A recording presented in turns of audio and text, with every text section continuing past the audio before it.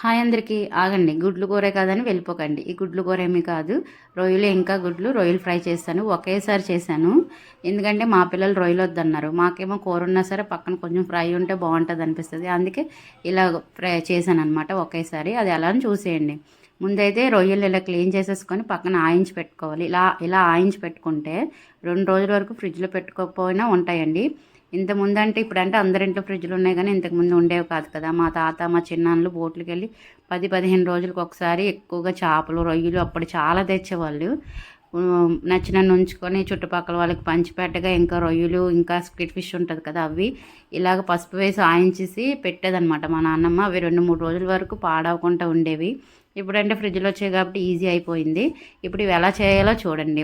ఇప్పుడు ఆయించేసుకుని రైలు పక్కన పెట్టేసుకున్నాం కదా, తర్వాత మళ్ళీ ఒక కళాయి పెట్టుకొని అందులోని నూనె మరిగినాక ఇందులోకి ఉల్లిపాయలు ఎక్కువగా వేసుకోవాలి. ఉల్లిపాయలు, పచ్చిమిర్చి, ఇంకా టమాటా బాగా వేసుకొని మగ్గిపోయినాక అందులోకి 1 స్పూన్ వరకు అల్లం వెల్లుల్లి పేస్ట్ వేసుకొని అది కూడా ఫ్రై అయిపోయినాక ఇందులోకి మేమైతే మసాలా కారం వాడతామండి. ఎక్కువగా నాన్ వెజ్ తింటాం అనమాట, చేపలు రొయ్యలు అలాంటివి. అందువల్ల మసాలా కారం వాడతాము. కలర్ కోసం నేను ఇంకా పచ్చికారం కూడా 1 స్పూన్ వరకు వేసాను. ఇందులోనే గరం మసాలా ఇంకా ధనియాల పొడి కూడా వేసుకొని బాగా ఫ్రై చేసుకోవాలి.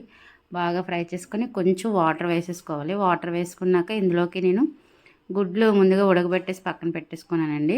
ఆ గుడ్లు కూడా ఇందులో యాడ్ చేసుకోవాలి. కొంచెం కూర దగ్గర పడింది టేస్ట్ చూసుకొని ఇంకా అన్నీ కరెక్ట్గా సరిపోయి అనేసరికి గుడ్లు కూరని ఇక్కడ వరకు గుడ్లు కూర అయిందనమాట. ఈ గుడ్లు కూరని పక్కన పెట్టేసుకోవాలి సగం వరకు.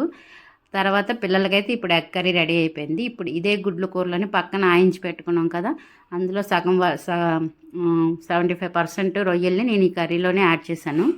యాడ్ చేసినాక ఇప్పుడు రొయ్యలు వేసాం కాబట్టి ఇందులో ఇంకొంచెం సాల్ట్, కారం, మసాలా వేసుకొని అది కూడా బాగా మగ్గిపోయినాక ఇంక స్టవ్ ఆఫ్ చేసేయడమేనండి. దాంతోపాటు మిగిలిన రొయ్యల్ని బాగా కరివేపాకు, పచ్చిమిర్చి వేసి ఫ్రై చేసాను అనమాట.